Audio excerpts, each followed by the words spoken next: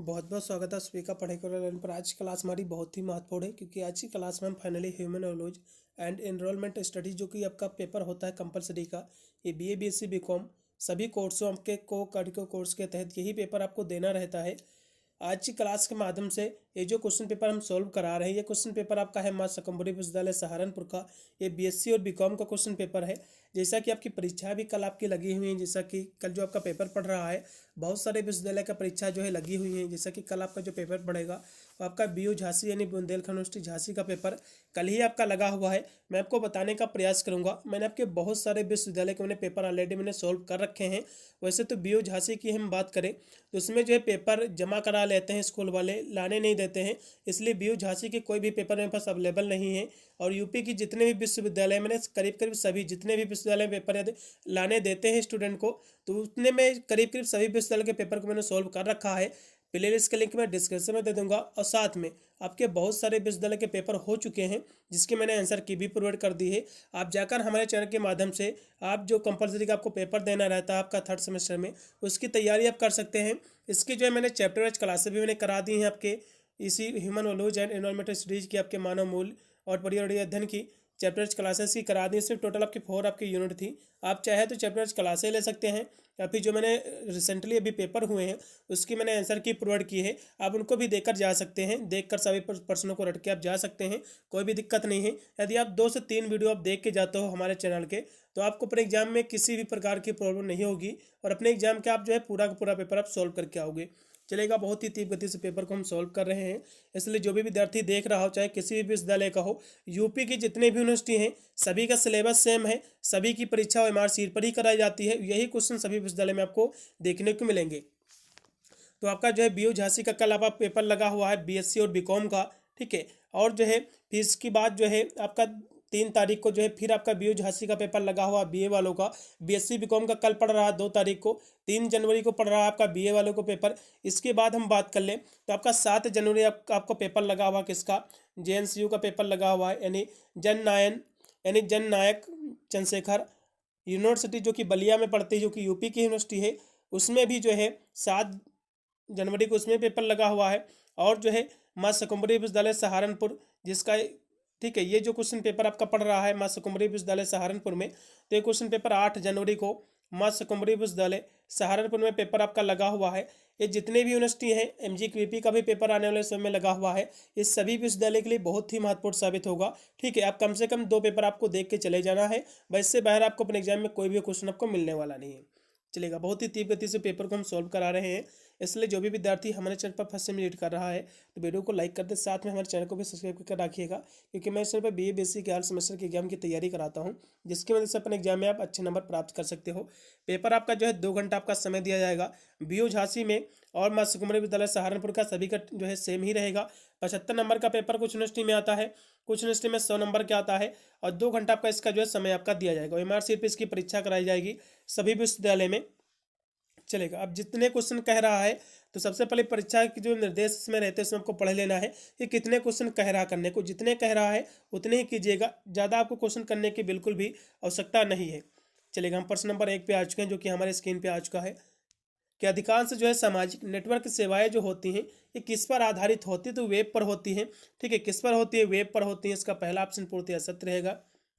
फिर अगला क्वेश्चन देखिएगा जो कि 2 नंबर क्वेश्चन है कि रिश्वतखोरी में जो है निहित है, रिश्वतखोरी में जो है क्या निहित होती है। इसमें जो है नगद लेन देन ये भी निहित होती है, और जो है सामग्री लेन देन ये भी निहित होती है, और वस्तु तथा जो है सेवाओं का लेन देन ये भी जो इसमें निहित होती है। इसलिए इसमें का डी ऑप्शन पूर्णतः सत्य रहेगा। उपयुक्त के सभी इसमें का ऑप्शन सही है। अगला क्वेश्चन फिर देखिएगा 3 नंबर क्वेश्चन आपके स्क्रीन पे आ चुका है कि जो है मूल्य क्या है, यानी व्हाट आर द वैल्यूज, मूल्य क्या है। तो मूल्य जो होता है ये आपके जो है आपके थॉट्स, आपके आइडियाज एंड जो है action that are the important to us. इसका यानी जो है विचारधारा एवं जो है कार्य जो हमारे लिए जो है महत्वपूर्ण है, यही जो है मूल्य होता है, वैल्यूज होती है। इसमें का पहला ऑप्शन पूर्णतः सत्य रहेगा। अगला क्वेश्चन फिर देखिएगा जो कि 4 नंबर क्वेश्चन है कि नवयुवकों को जो है सही मार्ग पर अग्रसर करने के लिए कैसी शिक्षा जो है आवश्यक है। तो नवयुवकों को जो है सही मार्ग पर अग्रसर करने के लिए नैतिक शिक्षा भी आवश्यक है और स्पिरिचुअल भी आवश्यक है, और जो है धर्म निरपेक्षीकरण भी शिक्षा आवश्यक है। इसलिए इसमें का डी ऑप्शन पूर्णतः सत्य रहेगा। चलेगा, थोड़ा सा यहाँ से आपको बताने का प्रयास करूंगा। यदि आपके विश्वविद्यालय में पेपर यदि आपको लाने देते हैं तो पेपर अपना मुझे जरूर भेज दीजिएगा, जिससे मैं उसके आंसर की करा दूंगा। जिससे आपको एक जो है आइडिया लग जाएगा कितने परसों गोला आपने जो है सही OMR शीट पर आपने भर के आए हुए हैं। इस पर आप व्हाट्सएप कर सकते हैं। और मेरा टेलीग्राम चैनल भी है पढ़ाई करो ऑनलाइन के नाम से, उस पर भी आप अपना पेपर जो मुझे सेंड कर सकते हैं बहुत ही सरल तरीके से। चलिए अगला क्वेश्चन भी देखिएगा जो कि 5 नंबर क्वेश्चन है। अगला क्वेश्चन भी आपके 5 नंबर आपके स्क्रीन पे आ चुका है कि निजीकरण जो द्वारा प्राप्त किया जा सकता है। तो निजीकरण के द्वारा जो है आप पट्टा, फिजंजी और जो है अनुबंध सभी कर सकते हैं, इसलिए इसमें का डी ऑप्शन पूर्णतः सत्य रहेगा। फिर अगला क्वेश्चन आपका 6 नंबर आपके स्क्रीन पे आ चुका कि अर्थशास्त्र ये जो पुस्तक है ये किसके द्वारा जो है लिखा गया है। तो ये जो लिखा गया कौटिल्य के द्वारा, कौटिल्य के द्वारा लिखा गया, जिसको हम जो है चाणक्य के नाम से जानते हैं। ठीक है, इसको हम चाणक्य के नाम से जानते हैं। इनका दूसरा नाम चाणक्य भी था। इसमें का सी ऑप्शन पूर्णतः सत्य रहेगा। अगला क्वेश्चन पे देखिएगा जो कि 7 नंबर क्वेश्चन है कि खाद्य कानून किससे संबंधित है, आपको ये बताना है। तो खाद्य कानून जो संबंधित है ये खाद्य पदार्थों की गुणवत्ता से है और जो है खाद्य पदार्थों के मूल्य से भी है और खाद्य पदार्थों के उत्पादन से भी है, इसलिए इसमें का डी ऑप्शन एकदम सही रहेगा। उपरोक्त सभी से जो है संबंधित है खाद्य कानून। अगला भी आपके स्क्रीन पे आज का 8 नंबर क्वेश्चन कि भारत में आर्थिक उदारीकरण की शुरुआत जो है ये कब हुई थी। तो भारत में जो आर्थिक उदारीकरण की जो शुरुआत हुई थी वो हुई थी 24 जुलाई। कब से हुई थी, इसकी शुरुआत हुई थी 24 जुलाई 1991 से हुई थी। कब से हुई थी, 24 जुलाई 1991 से जो इसकी शुरुआत हुई थी। इसका बी ऑप्शन पूर्णतः सत्य रहेगा।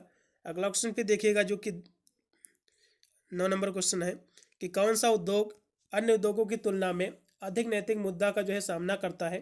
तो इसमें का कौन करता है, तो आपका जो दवा उद्योग है ये सबसे ज़्यादा करता है। इसमें का जो है पहला ऑप्शन पूर्णतः सत्य रहेगा।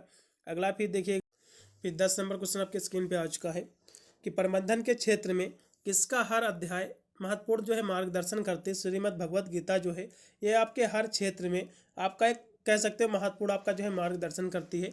इसमें का बी ऑप्शन पूर्णतः सत्य रहेगा। अगला क्वेश्चन भी आपका 11 नंबर है कि कौन सी विशेषता विपणन में नैतिकता से जो है संबंधित नहीं है। तो विपणन में जो नैतिकता है इसमें जो है काला बाजार भी संबंधित है इससे, और भ्रामक विज्ञापन भी है, और मूल्य कम करना ये भी इससे संबंधित है। लेकिन ये आपका जो कार्बन उत्सर्जन जो व्यापार आपका है ये कोई भी इससे संबंधित नहीं है, जिसको हम कार्बन इमिशन ट्रेडिंग कहते हैं। इससे कोई भी रिलेटेड नहीं, इसलिए इसमें का डी ऑप्शन पूर्णतः सत्य रहेगा। फिर अगला क्वेश्चन आपके स्क्रीन पे आ चुका है जो कि 12 नंबर है कि निम्न में से जो है कौन सी सोशल मीडिया की नैतिक समस्या है, आपको बताना है। तो सोशल मीडिया की जो नैतिक समस्या है वो है साइबर बुलिंग है। क्या है, साइबर बुलिंग इसकी जो है नैतिक समस्या है। इसका पहला ऑप्शन पूर्णतः सत्य रहेगा 12 नंबर क्वेश्चन का। फिर 13 नंबर क्वेश्चन आपके स्क्रीन पे आ चुका है कि यदि उद्योग तथा जो है प्रबंधन गीता की कसौटी पर हो तो यह जो है किसके लिए हितकारी होगा। तो ये जो हितकारी होगा उद्योगपतियों के लिए भी होगा, श्रमिक के लिए भी होगा और जो उपभोक्ता के लिए भी होगा, इसलिए इसमें का डी ऑप्शन सही रहेगा। ये सभी के लिए जो है उपयोगी होगा, हितकारी होगा। फिर 14 नंबर क्वेश्चन देखिएगा, एक अत्यधिक जो है कुशल निर्णायक बनने के लिए निम्न में से किसकी सर्वाधिक जो है आवश्यकता होती है। तो एक्सीलेंट एनालिटिकल स्किल की आवश्यकता होती है। इसका पहला ऑप्शन पूर्णतः सत्य रहेगा। फिर 15 नंबर क्वेश्चन है किस पर जो है विजय पाना तथा प्रयास करते रहना ही जो है प्रबंधन कला है। तो आपका जो वीकनेस होती है, जो कमजोरियां होती हैं लोगों की, तो उस पर ही जो है विजय पाना और प्रयास करते रहना ही जो है प्रबंधन कला है। इसका पहला ऑप्शन पूर्णतः सत्य रहेगा। अगला क्वेश्चन भी देखिएगा जो कि 16 नंबर है कि ब्लॉग क्या है। What is the blog. Blog जो होता है एक ऑनलाइन जर्नल के रूप में व्यक्तिगत या जो है कारपोरेट की वेबसाइट होती है। इसका सी ऑप्शन पूर्णतः सत्य रहेगा। अगला भी 17 नंबर क्वेश्चन देखिएगा, उत्पादन की विनियमितता जो है स्थापित करने में ये मदद करता तो ये मानकीकरण की। ठीक है, इसका पहला ऑप्शन एकदम सही रहेगा 17 नंबर क्वेश्चन का। फिर अगला क्वेश्चन आपका 18 नंबर है कि संगठित अपराध के लिए जो है गुंजाइश प्रदान करता है। तो संगठित अपराध के लिए जो गुंजाइश प्रदान करता है वो करता है भ्रष्टाचार। ठीक है, इसका पहला ऑप्शन एकदम सही रहेगा। अगला क्वेश्चन भी आपका 19 नंबर है कि धन तथा जो है धन सृजन से संबंधित गांधीवादी सिद्धांत ये किस पर आधारित है। तो जो सिद्धांत आधारित है आपका ट्रस्टीशिप पर। इसका पहला ऑप्शन सही रहेगा। यह क्वेश्चन आपका सेम टू सेम फंसने वाला है। फिर अगला क्वेश्चन देखिएगा जो कि 20 नंबर क्वेश्चन है कि विंग्स ऑफ फायर ये पुस्तक किसने लिखा। ये भी क्वेश्चन की मैं गारंटी के साथ कह सकता हूँ कि एग्जाम में फंसेगा। तो विंग्स ऑफ फायर जो पुस्तक है ये APJ अब्दुल कलाम जी की पुस्तक है। ये भी एग्जाम में क्वेश्चन आपका फंसेगा। अगला फिर देखिएगा जो कि 21 नंबर क्वेश्चन है कि लाइकेन जो है अच्छे जैव संकेतक हैं। ये किसके लिए संकेतक हैं अच्छे आपके। तो ये जो है जल प्रदूषण और वायु प्रदूषण के एक अच्छे जो है इंडिकेटर हैं, ठीक है। लेकिन इसमें का जो राइट रहेगा इसमें का सी ऑप्शन हो जाएगा, जल प्रदूषण और जो है वायु प्रदूषण। अगला क्वेश्चन भी आपका 22 नंबर है कि सबसे जहरीला कौन है, आपको बताना है। तो आपका जो CO है, ठीक है, CO जिसको हम कहते हैं कार्बन मोनोऑक्साइड, तो ये जो है सबसे ज़्यादा इसमें जो जहरीला है, सबसे ज़्यादा जो है खतरनाक है। इसमें का जो राइट विकल्प हो जाएगा इसमें का बी ऑप्शन। अगला भी आपका 23 नंबर क्वेश्चन है कि विश्व पर्यावरण दिवस जो है ये होता है या फिर मनाया जाता है, तो कब मनाया जाता है। तो विश्व पर्यावरण दिवस की जो मनाया जाता है आपके 5 जून को, हर वर्ष 5 जून को विश्व पर्यावरण दिवस मनाया जाता है। इसकी जो शुरुआत कब हुई थी विश्व पर्यावरण दिवस की, इसकी शुरुआत हुई थी 1972 से, ठीक। ये भी एग्जाम में पूछा जा सकता है। अगला क्वेश्चन भी देखिएगा जो कि 24 नंबर क्वेश्चन है कि ताजमहल को जो है किस प्रदूषण से जो है खतरा है। तो ताजमहल को जो खतरा है वो है SO2 से खतरा है। किससे है, सल्फर डाइऑक्साइड से जो है उसको खतरा है। इसका पहला ऑप्शन पूर्णतः सत्य रहेगा, SO2।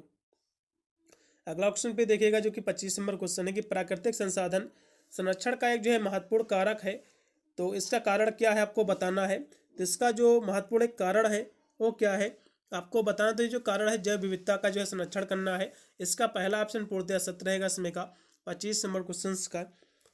अगला क्वेश्चन भी आपका 26 नंबर के निम्नलिखित में से जो है कौन सा एक जो है संरक्षित क्षेत्र नहीं है, यानी कौन सा इसमें का जो है संरक्षित क्षेत्र नहीं है, ये आपको बताना है। तो इसमें जो आपका दिया हुआ है नेशनल जो आपका पार्क होता है, ये तो आपका संरक्षित क्षेत्र है। और जो है विल्ड लाइफ जो, हाँ, ये जो आपका होता है वन्य जीव, ये भी आपका है। और बायोस्फीयर रिजर्व ये भी है। लेकिन जो आपका जूलॉजिकल जो पार्क है, ठीक है, जिसको प्राणी हम उद्यान कहते हैं, ये कोई भी जो है संरक्षित क्षेत्र नहीं है।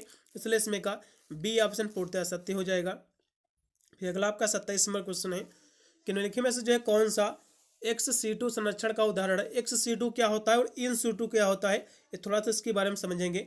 ex-situ जो आपका होता है ये आपका क्या होता है। तो ये जो ex-situ आपका होता है इसका मतलब ये होता है कि जो है किसी जीव का उसके जो है प्राकृतिक आवास से बाहर संरक्षण करना, ठीक है, यही आपका जो है ex-situ कहलाता है। यदि उसी प्राकृतिक आवास में उसका संरक्षण करोगे तो आपका in-situ कहलाएगा, ठीक है। यदि उसके प्राकृतिक आवास से उसको बाहर संरक्षण कर रहे हो उसका, तो आपका ex-situ कहलाएगा। जैसे कि आपका चिड़ियाघर हो गया, तो इसमें क्या है, चिड़ियाघर में क्या है, इन जानवरों को जो इसमें संरक्षण उसका किया जाता है, ठीक है। तो इसमें का जो चिड़ियाघर है जो कि ex-situ का उदाहरण है, और इसमें का कोई भी उदाहरण जो है ex-situ का नहीं है। इसलिए इसमें का जो है चिड़ियाघर एकदम सही ऑप्शन हो जाएगा। अगला भी देखिएगा 28 नंबर क्वेश्चन है कि प्रजातियों की उनके प्राकृतिक वास में सुरक्षा और जो है संरक्षण को क्या कहा जाता है। यानी कोई प्रजातियां हैं उनके यदि प्राकृतिक आवास में उसका आप संरक्षण करोगे तो आपका in-situ कहलाएगा। क्या कहलाएगा, in-situ कहलाएगा।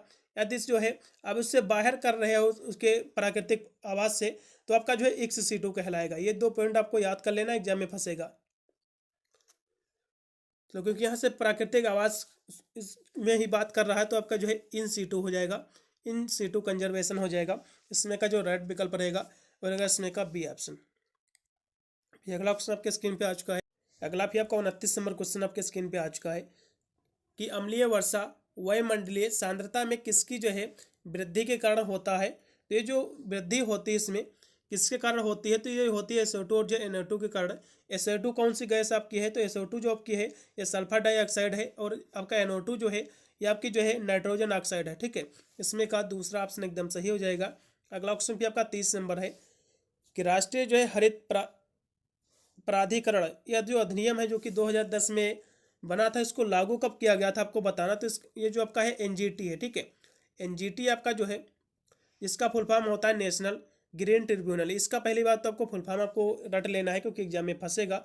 ये जो अधिनियम ये बना था ये 2010 में बना था। ये कब बना था, ये 2010 में बना था, लेकिन इसको लागू कब किया गया है आपको बताना है। तो इसको जो है 2010 में ही लागू किया गया है, लेकिन जो है 18 अक्टूबर को जो है इसको लागू किया गया है। 18 अक्टूबर 2010 को इसको जो है लागू किया गया है। ये आपको पॉइंट आपको याद रखना है। अगला भी आपका 31 नंबर क्वेश्चन है कि NGT में जो किस सामग्री से बने जो पतंग की डोर पर जो है प्रतिबंध लगाया गया है। तो नायलॉन, प्लास्टिक और जो है सभी सिंथेसिस सामग्री सभी पर लगाया गया है। इसलिए इसमें का डी ऑप्शन पूर्णतः सत्य रहेगा। अगला भी आपका 32 नंबर क्वेश्चन है कि NGT में वायु प्रदूषण गंभीर स्तर पर पहुंचने पर क्या उपाय करने के जो है संकेत दिए गए हैं। इसमें जो है एक हिसाब से देखा है तो जो है प्रदूषण फैलने वाले पावर जो है संयंत्रों को बंद करने का जो है दिया गया है, ठीक है, उपाय बताया गया है, और जो है निर्माण गतिविधियों को जो है रोकने का भी, और हेलीकॉप्टरों से जो है पानी छिड़काव, ये सभी इसलिए इसमें का डी ऑप्शन पूर्णतः सत्य रहेगा। अगला भी आपका 33 नंबर क्वेश्चन है कि संयुक्त राष्ट्र सतत विकास लक्ष्यों को जो है प्राप्त करने का जो है लक्ष्य ये किस वर्ष है, तो ये जो है 2030 तक जो है लक्ष्य है, ठीक है। कब तक है? 2030 तक है। इसमें जो लक्ष्य जो आपके टारगेट है, इसमें टोटल आपके जो है 17 लक्ष्य हैं। कितने हैं? 17 लक्ष्य, जिसमें कि भुखमरी आपके हो गई, ये सारी जो है समस्याएं इसमें जो है हैं, जिसको समाप्त करना है। अगला क्वेश्चन भी आपका 34 नंबर है कि सतत विकास जो है लक्ष्यों में कितने लक्ष्य हैं, तो 17 लक्ष्य अभी मैंने आपको बताया था। इसमें टोटल आपके 17 लक्ष्य हैं, जो कि 2030 तक इसका जो है टारगेट है, इसको समाप्त करना है। जितने भी इसमें जो 17 टारगेट है उसी के ऊपर कार्य हो रहा है। अगला भी आपका 35 नंबर क्वेश्चन है कि निम्नलिखित में से जो है कौन सा सतत विकास लक्ष्य का जो है अब नहीं है, आपको बताना है। तो सतत विकास के टोटल आपके 17 आपके लक्ष्य हैं, ठीक है। तो पूछ रहा कौन सा इसमें का जो 17 लक्ष्यों में से नहीं है, तो इसमें जो है शून्य भुखमरी, यानी जो है भुखमरी को खत्म करना, यह सतत विकास का लक्ष्य है। और जो है लैंगिक समानता, ये भी इसका लक्ष्य है। और गरीबी खत्म करना, ये भी इसके जो है लक्ष्य हैं। लेकिन जो स्पेस आपका जो रिसर्च है, जिसको हम आंतरिक अनुसंधान कहते हैं, इसका कोई भी ये लक्ष्य नहीं, कोई भी इसका टारगेट नहीं है, इसलिए इसमें का डी ऑप्शन पूर्णतः सत्य हो जाएगा। अगला फिर देखिएगा जो कि 36 नंबर क्वेश्चन है कि पर्यावरण जो है संरक्षण अधिनियम, जो कि 1986 को ये जो है मार्च, और जो है 1986 में पारित हुआ था, मार्च 1986 में, ठीक है। तो इसको जो है लागू कब किया गया है, आपको ये बताना है। क्वेश्चन बहुत ही महत्वपूर्ण है। तो पर्यावरण संरक्षण अधिनियम, इसको आपको याद कर लेना कि जो कि 1986 में जो है ये बना था, ठीक है। कब बना था? 1986 में ये बना था। और जो 1986 में ही इसको लागू भी किया गया था, लेकिन किस डेट को किया गया था? तो जो 19 आपका नवंबर है, 19 नवंबर 1986 को जो इसको लागू किया गया था। ये मार्च 1986 को जो है ये बना था, और इसको फिर जो है 19 नवंबर 1986 को इसको जो है पूर्णतः लागू कर दिया गया था। इसलिए इसमें का डी ऑप्शन पूर्णतः सत्य रहेगा। अगला भी आपका 37 नंबर क्वेश्चन है कि कौन सी जो है मानवीय गतिविधि वायुमंडल में मौजूद ऑक्सीजन की मात्रा को जो है कम कर सकती है। तो इसमें हम देखा जाए तो जो वनों की कटाई होती है, देखो वनों की कटाई इसलिए ऑक्सीजन की मात्रा को कम कर सकती है क्योंकि ये जो है कार्बन डाइऑक्साइड का निष्कासन कह सकते हो, ठीक है, ये अवशोषण करती है, और जो है ऑक्सीजन का जो है निष्कासन करती है। जो कहीं ना कहीं देखा है, यदि पेड़ पौधे नहीं होंगे तो ऑक्सीजन जो है कह सकते हो उसकी मात्रा जो है कम हो जाएगी। तो पेड़ पौधे बहुत ही जरूरी हैं ऑक्सीजन के लिए, इसलिए इसमें का जो है सी ऑप्शन पूर्णतः सत्य रहेगा। अगला क्वेश्चन भी आपका 38 नंबर है, जो कि है कि पर्यावरण जो है प्रभाव का आकलन किया जाता है। तो इसका जो आकलन किया जाता है वो किया जाता है परियोजना से पहले किया जाता है। इसका जो राइट विकल्प हो जाएगा वो हो जाएगा इसमें का पहला विकल्प। 38 नंबर क्वेश्चन का पहला ऑप्शन एकदम सही रहेगा। फिर अगला क्वेश्चन आपका दिया हुआ 39 नंबर क्वेश्चन है कि निम्नलिखित में से जो है कौन से देश में प्रदूषण नियंत्रण के क्षेत्र में जो सर्वोच्च संगठन है। तो इसमें जो संगठन है वो आपका है, कौन है? वो आपका है CPCB है, ठीक है। इसका फुल फॉर्म होता है सेंट्रल पॉपुलेशन कंट्रोल बोर्ड, ठीक है। इसमें का जो राइट विकल्प हो जाएगा तो इसमें का बी ऑप्शन रहेगा। इसका फुल फॉर्म भी एग्जाम में पूछा जाता है, ठीक है। केंद्रीय प्रदूषण नियंत्रण बोर्ड, जिसको हम हिंदी में कहते हैं, तो इसका फुल फॉर्म भी एग्जाम में पूछा जा सकता है। सेंट्रल पॉल्यूशन कंट्रोल बोर्ड इसका फुल फॉर्म होता है। आपके एग्जाम में क्वेश्चन सेम टू सेम मिलने वाला है। अगला क्वेश्चन पे देखिएगा कि यह प्रक्रिया वातावरण से जो है कार्बन डाइऑक्साइड को जो है हटा देती है। तो प्रकाश संश्लेषण के माध्यम से जो है जो कार्बन डाइऑक्साइड होती है उसको जो है हटा देती है। इसमें का पहला ऑप्शन सही रहेगा। अगला फिर क्वेश्चन आपका 41 नंबर है कि पर्यावरण शिक्षा महत्वपूर्ण है। तो पर्यावरण जो शिक्षा महत्वपूर्ण है ये जीवन भर महत्वपूर्ण है, ठीक है। ये जीवन भर जो है महत्वपूर्ण है, इसमें का डी ऑप्शन। अगला फिर 42 नंबर क्वेश्चन है कि पर्यावरण संरक्षण अधिनियम जो है किस वर्ष में जो है ये अधिनियमित जो है किया गया था, आपको बताना है। तो 1986, अभी वहाँ से क्वेश्चन सेम टू सेम था। ये कब किया गया था? 1986 को, ठीक है। इसका जो राइट रहेगा इसमें का सी ऑप्शन हो जाएगा 1986। फिर 43 नंबर क्वेश्चन आपके स्क्रीन पे आ चुका है कि जैविक ऑक्सीजन मांग को मापने का मुख्य रूप से जो है उपयोग किया जाता है। ये किसके लिए उपयोग किया जाता है, आपको ये बताना है। तो ये जो उपयोग आपका किया जाता है वो किया जाता है सीवेज, जल के जो है कार्बनिक पदार्थ की मात्रा का अनुमान लगाने के लिए। इसका जो है सी ऑप्शन एकदम सही रहेगा। 43 नंबर क्वेश्चन का सी ऑप्शन पूर्णतः सत्य है।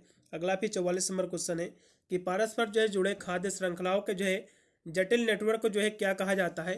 तो उसको जो कहा जाता है उसको हम फूड वेब कहते हैं। क्या कहते हैं उसको? तो उसको जो हम फूड वेब कहते हैं, ठीक है। खाद्य जाल जिसको हिंदी में कहा जाता है। अगला क्वेश्चन भी देखिएगा जो कि 45 नंबर क्वेश्चन है कि भारत में निम्नलिखित में से जो है कौन सा राज्य पहला कार्बन मुक्त राज्य बना था, आपको ये बताना है। तो आपका जो हिमाचल प्रदेश है, कौन है, हिमाचल प्रदेश जो है ये आपका जो है कार्बन मुक्त जो है राज्य बना था। कार्बन मुक्त मतलब ये होता है कि उस राज्य में कार्बन जो है उसमें था ही नहीं, ठीक है, फ्री, कार्बन फ्री स्टेट था। इसमें का जो राइट रहेगा इसमें का डी ऑप्शन हो जाएगा। ये कब बना था, 2010 में बना था, ठीक है, कार्बन मुक्त जो है स्टेट। फिर अगला क्वेश्चन आपके स्क्रीन पे आज का जो कि 46 नंबर है कि अम्लीय वर्षा में जल का जो पीएच मान होता है ये कितना होता है। तो अम्लीय वर्षा में जो जल का पीएच मान होता है वो आपका होता है 5.6 से कम होता है, ठीक है, क्योंकि इसका पीएच मान जो अम्लीय वर्षा का होता है ये भी समझ लो, इसका जो पीएच मान होता है 4 होता है। कितना होता है, अम्लीय वर्षा का जो पीएच मान होता है वो आपका जो है 4 होता है। और अगर हम शुद्ध पानी के पीएच मान की बात कर ले तो 7 होता है। और स्वच्छ वर्षा का जो पीएच मान होता है वो 5 से लेकर 5.5 जो है 55 होता है। फिर अगला क्वेश्चन देखिएगा जो कि 47 नंबर क्वेश्चन है कि एक प्राकृतिक जो है पारिस्थितिकी तंत्र है, जो प्राकृतिक एक पारिस्थितिकी तंत्र क्या है, तो ऑटो आपका जो है ऑपरेटेड है जिसको हम स्व संचालित कहते हैं। इसमें का जो रेट रहेगा इसमें का सी ऑप्शन हो जाएगा। फिर अगला क्वेश्चन आपका 48 नंबर है कि किसी जो पारिस्थितिकी तंत्र में ऊर्जा का जो स्रोत है वो क्या है, तो जो सौर ऊर्जा है, ऊर्जा का स्रोत जो है इकोसिस्टम में है वो आपका जो है सोलर एनर्जी है। अगला क्वेश्चन भी आपका दिया 49 नंबर है कि पारिस्थितिकी तंत्र का जो है जैविक घटक क्या है, आपको बताना है इसमें का। तो जैविक और जैविक घटक होता क्या है, सबसे पहले यदि आप इसको समझ लोगे तो अब आसानी से जो है इसमें आप जो है विभेद कर सकते हो। तो पहले हम देखेंगे कि जैविक घटक ये क्या होता है, फिर आप समझेंगे अजैविक घटक। जैविक घटक की जब भी बात आती है आपको इससे ही आपको पता चल जाएगा। जैविक यानी जिसमें जान होती है, वे प्राणी या फिर वे पेड़ पौधे जिसमें जान होती है, वैसे तो पेड़ पौधे में सभी में जान ही होती है, ठीक है, जिसमें जान होती है उनको हम जो है जैविक घटक कहते हैं। जिसमें जान होती है उसको जो हम जैविक घटक कहते हैं। अजैविक क्या होती है, जिसमें जो है जान नहीं होती है, निर्जीव जिसको हम कहते हैं, और इसको हम सजीव कहते हैं।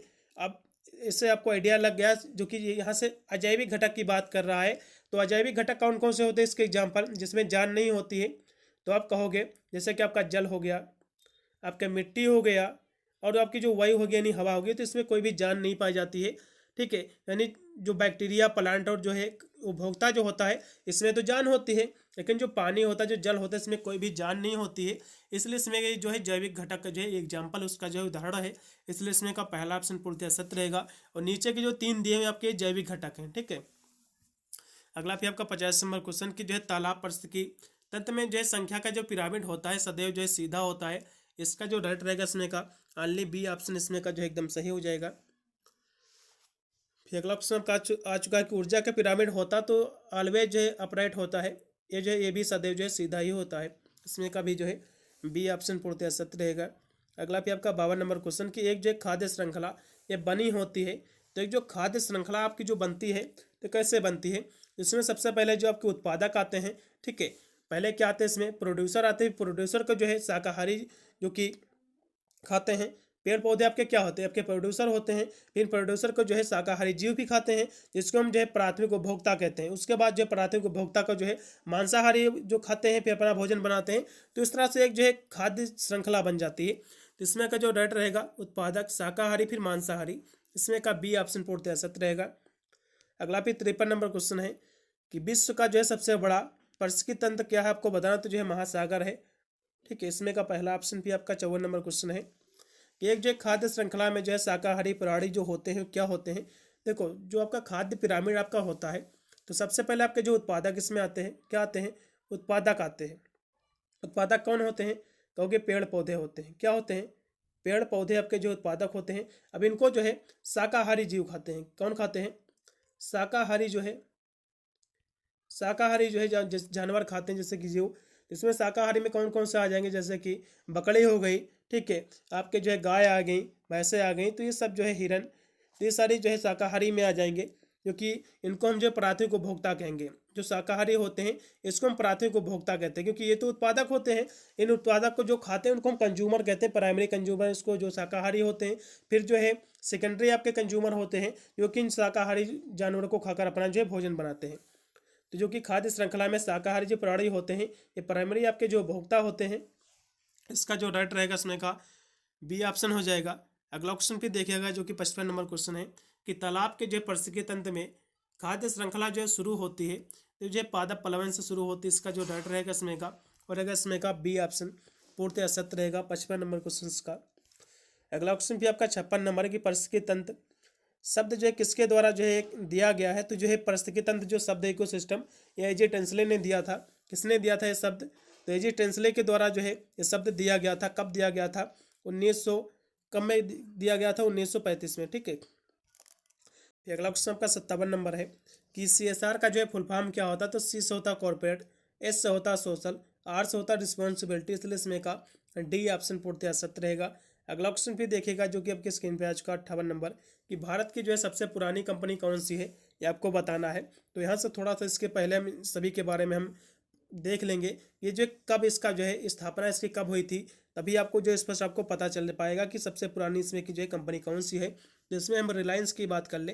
ठीक है, क्योंकि रिलायंस की जो स्थापना हुई थी वो कब हुई थी, 1957 में। रिलायंस की जो स्थापना हुई थी 1957 में जो है रिलायंस की स्थापना हुई थी। और हम बात करें अडानी की, तो अडानी की जो स्थापना हुई थी ये कब हुई थी, तो अडानी की यदि हम स्थापना की यदि हम बात करें तो अडानी की जो स्थापना हुई थी 1988 में। 1988 में जो है अडानी की स्थापना हुई थी इस कंपनी की। इसके बाद SBI जो आपका दिया हुआ है, SBI की जो स्थापना हुई थी वो हुई थी 1806 ईस्वी में। ठीक है। उसके बाद आपका टाटा दिया हुआ है, टाटा की जो स्थापना हुई थी वो आपकी हुई थी 1868 में। कब हुई थी, 1868 में। तो आपको आइडिया ऐसे ही लग गया होगा कि SBI जो है सबसे पुरानी है, उसके बाद जो है आपकी टाटा है, उसके बाद आपका जो है रिलायंस आएगी, उसके बाद आपकी अडानी कंपनी आएगी। तो सबसे पुरानी आपकी SBI है, उसके बाद आपकी जो है टाटा की है। तो इसमें सबसे पुरानी आपकी SBI हो जाएगी। चलेगा, इसका जो है राइट विकल्प हो जाएगा इसमें का C ऑप्शन। फिर अगला क्वेश्चन आपका दिया हुआ जो कि 59 नंबर क्वेश्चन है कि स्वामी विवेकानंद का जो है विश्व धर्म सम्मेलन में दिया गया प्रसिद्ध भाषण जो है ये किस शहर में जो है दिया गया था। तो ये जो भाषण इनका दिया गया था शिकागो में दिया गया था। कहाँ दिया गया था, शिकागो में दिया गया था। शिकागो कहाँ पड़ता है, तो ये अमेरिका में पड़ता है। कहाँ पड़ता है, अमेरिका में ये पड़ता है। ठीक है, शिकागो जो ये शहर पड़ता है आपका ये अमेरिका में पड़ता है। ये भी क्वेश्चन पूछा जा सकता है कि ये जो भाषण इन्होंने दिया था ये कब दिया था। तो उन्होंने जो भाषण दिया था शिकागो में वो दिया था 11 सितंबर 1893 को। 11 सितंबर 1893 को जो इन्होंने शिकागो में भाषण दिया था धर्म सम्मेलन, विश्व धर्म सम्मेलन का। 60 नंबर क्वेश्चन है कि स्वामी विवेकानंद के जो है जन्मदिन को जो है मनाया जाता है। तो स्वामी विवेकानंद के जन्मदिन पर जो है हम युवा दिवस मनाते हैं। क्या मनाते हैं, यूथ डे मनाते हैं। इसका जो है C ऑप्शन एकदम से रहेगा। तो युवा दिवस मनाया कब जाता है, इनका जो है जन्म दिन क्या है ये भी जानना बहुत ही जरूरी हो जाता है। इनका जो स्वामी विवेकानंद जी का जो जन्म हुआ था वो हुआ था 12 जनवरी। कब हुआ था, 12 जनवरी 1863 को जो है इनका जन्म हुआ था। क्योंकि 12 जनवरी को ये जन्मे थे तो 12 जनवरी को जो है युवा दिवस के रूप में बनाते हैं। कब मनाते हैं, 12 जनवरी जो आपकी होती है ये युवा दिवस के रूप में मनाई जाती है। इसमें का जो राइट रहेगा C ऑप्शन रहेगा। ये क्वेश्चन सेम टू सेम फंसने वाला है क्योंकि ये करंट का क्वेश्चन होने वाला है। क्योंकि अभी जनवरी आपकी स्टार्ट भी हो चुकी है और 12 जनवरी आपको मनाया भी जाएगा युवा दिवस। इसलिए ये क्वेश्चन तो आने की संभावना इसकी जो है 90% है। आपको क्वेश्चन जो है आएगा भी है। चलिए अगला क्वेश्चन भी देखिएगा कि बिल गेट्स का जो संबंध है ये किस देश से। तो बिल गेट्स जो संबंधित है अमेरिका के बिल गेट्स हैं। इन्होंने जो है माइक्रोसॉफ्ट के जो है संस्थापक भी हैं। माइक्रोसॉफ्ट जो कंपनी है इन्हीं की है, बिल गेट्स की है। और बिल गेट्स की जो पत्नी का नाम है मिलिंडा गेट है। क्या है, इनकी जो पत्नी का नाम है वो है मिलिंडा गेट। मिलिंडा गेट जो है, गेट्स इनकी पत्नी का जो है नाम है। ये क्वेश्चन एग्जाम में पूछा जा सकता है। अगला क्वेश्चन भी आपका 62 नंबर की अजीम प्रेम जी का संबंध जो है ये किस क्षेत्र से आपको बताना है। तो अजीम प्रेम जी का जो संबंध है सूचना एवं जो है तकनीकी से है। इसका जो है D ऑप्शन से रहेगा। अजीम प्रेम जी जो ये संस्थापक हैं ये विप्रो के संस्थापक है। ठीक है, ये किसके हैं, ये जो संस्थापक है विप्रो के संस्थापक। ये भी क्वेश्चन एग्जाम में पूछा जा सकता है। फिर आपका 63 नंबर क्वेश्चन है कि निम्नलिखित में से जो है कौन सा विकल्प गीता दर्शन का जो है सही प्रतिनिधित्व जो है करता है। तो ज्ञान योग, कर्म योग और भक्ति योग ये सभी करता है। इसलिए इसमें का D ऑप्शन पूर्णतः सत्य रहेगा सभी। फिर 64 नंबर क्वेश्चन की भारत की जो है संवैधानिक स्थिति है आपको बताना। तो भारत की जो संवैधानिक स्थिति है वो धर्मनिरपेक्ष है। इसमें का जो है B ऑप्शन पूर्णतः सत्य हो जाएगा। फिर आपका 65 नंबर क्वेश्चन की जो है व्यवसाय का जो है निगमित सामाजिक उत्तरदायित्व जिसे हम CSR कहते हैं, इस ये आधारित है, ये किस पर आधारित है आपको ये बताना है। तो ये जो आधारित है सेवा का मकसद है और जो ट्रस्टीशिप का सिद्धांत है दोनों पर, इसलिए इसमें का जो रेट रहेगा इसमें का बी व सी दोनों। फिर आपका 66 नंबर क्वेश्चन है कि निगमित सामाजिक उत्तरदायित्व के साथ जो है दुनिया का एकमात्र जहां वैधानिक जो है रूप से लागू है, तो CSR वाला जो एकमात्र देश है अपना इंडिया है, अपना भारत। इसका जो है सी ऑप्शन सही रहेगा। फिर आपका 67 नंबर क्वेश्चन है कि मानव मूल्य जो है किसके लिए आवश्यक है आपको ये बताना है। तो मानव मूल्य जो होते हैं स्वयं एवं जो है एक दूसरे और प्रकृति के साथ जो है सद्भाव में रहना, यही के लिए आवश्यक होते हैं। इसका पहला ऑप्शन पूर्णतः सत्य रहेगा। अगला क्वेश्चन भी आपका 68 नंबर है कि कई मानवीय मूल्य जिस वजह से जो है अच्छे या जो है सही लगते हैं, तो ये क्या होता है, तो सकारात्मक अनुभूति भी होती है, आंतरिक खुशी भी ये भी है, और प्राकृतिक जो है स्वीकृति है सभी, इसलिए इसमें का डी ऑप्शन पूर्णतः सत्य रहेगा। अगला क्वेश्चन भी आपका 69 नंबर है कि सद्भाव बनाए रखना चाहिए तो किसके किसके बीच में, तो जो है शरीर और जो है जीवन के बीच में बनाए रखना चाहिए, और स्वयं और जो है समाज के बीच में भी बनाए रखना चाहिए, और जीवन और जो है पर्यावरण के बीच में भी जो है बनाए रखना चाहिए, इसलिए का डी ऑप्शन एकदम से रहेगा, उपरोक्त सभी के बीच में। 70 नंबर क्वेश्चन आपका दिया हुआ कि निम्नलिखित में से जो है शिक्षा का कौन सा जो प्रकार में विवेकानंद के जो है योगदान को दर्शाता है। तो मानव निर्माण के लिए शिक्षा जो है इन्हीं के योगदान को दर्शाती है। इसका जो राइट रहेगा इसमें का और रहेगा इसमें का आपका C option, education for man making. फिर अगला क्वेश्चन का 71 नंबर है कि स्वामी विवेकानंद के अनुसार शिक्षा का लक्ष्य जो है क्या होना चाहिए। तो इनके अनुसार जो शिक्षा का लक्ष्य होना चाहिए वो जीवन निर्माण भी होना चाहिए, और मानव निर्माण भी होना चाहिए, और चरित्र निर्माण, तीनों होने चाहिए, इसलिए इसमें का डी ऑप्शन उपरोक्त के सभी। अगला फिर आपका 72 नंबर क्वेश्चन है। फिर 72 नंबर क्वेश्चन आपके स्क्रीन पे आ चुका है कि सभी के लिए जो है समान मौका होना चाहिए, यदि जो है कुछ के लिए बड़ा और कुछ के लिए जो है कमजोर को मजबूत की तुलना में अधिक जो है मौका दिया जाना चाहिए। तो ये जो शब्द है किसने कहा था, तो गांधी जी का कथन है, ये किसका स्टेटमेंट है, तो गांधी जी ने कहा था कि सभी के लिए जो है समान मौका होना चाहिए। ठीक है, अगला क्वेश्चन फिर देखिएगा जो कि 73 नंबर क्वेश्चन है कि निम्नलिखित में से जो है किसे व्यापार उद्योग के जो है क्षेत्र में उसकी असाधारण जो है विशिष्ट सेवा के लिए पद्म भूषण से जो है सम्मानित किया गया था। तो अजीम प्रेम जी को दिया गया था। किसको दिया गया था, अजीम प्रेम जी को जो है दिया गया था। चलिए अगला क्वेश्चन फिर देखिएगा आपकी स्क्रीन पे आज का 74 नंबर क्वेश्चन है। अगला क्वेश्चन आपके स्क्रीन पे आज के परस्पर देवभाव, ये जो किसको संदर्भित करता है आपको ये बताना है। तो ये जो संदर्भित करता है दूसरे व्यक्ति को जो है एक दिव्य प्राणी के रूप में जो है देखें, इसका जो है बी ऑप्शन एकदम से रहेगा, यही जो है इसका अर्थ होता है। अगला भी आपका लास्ट में आपके 75 नंबर क्वेश्चन है कि एक भारतीय लोकाचार में प्रबंधन की जो है उत्पादकता है ये क्या है। तो उसका जो प्रबंधक की जो उत्पादकता है पीपल आपका सेंट्रिक है, क्या है, जिसको हम जन केंद्रित कहते हैं। इसका सी ऑप्शन पूर्णतः सत्य रहेगा। पूरा पेपर मैंने आपका सॉल्व कर दिया है, और जैसे ही आपका पेपर हो जाएगा तो पेपर मुझे अपना जरूर भेज दीजिएगा। मेरा नंबर नोट कर लीजिए, फिर टेलीग्राम मेरा चैनल, इस पर भी आप भेज सकते हैं 8173840090। इस पर मुझे अपना पेपर जरूर भेज दीजिएगा, जिससे मैं उसके आंसर की करा दूंगा। इससे आपको एक आइडिया लग जाएगा कितने % गोला आपने जो अपनी सही हुई मार्कशीट पर भर के आए हुए हैं। मिलता हूँ वीडियो के लिए, तब तक सभी को thank you for watching this video.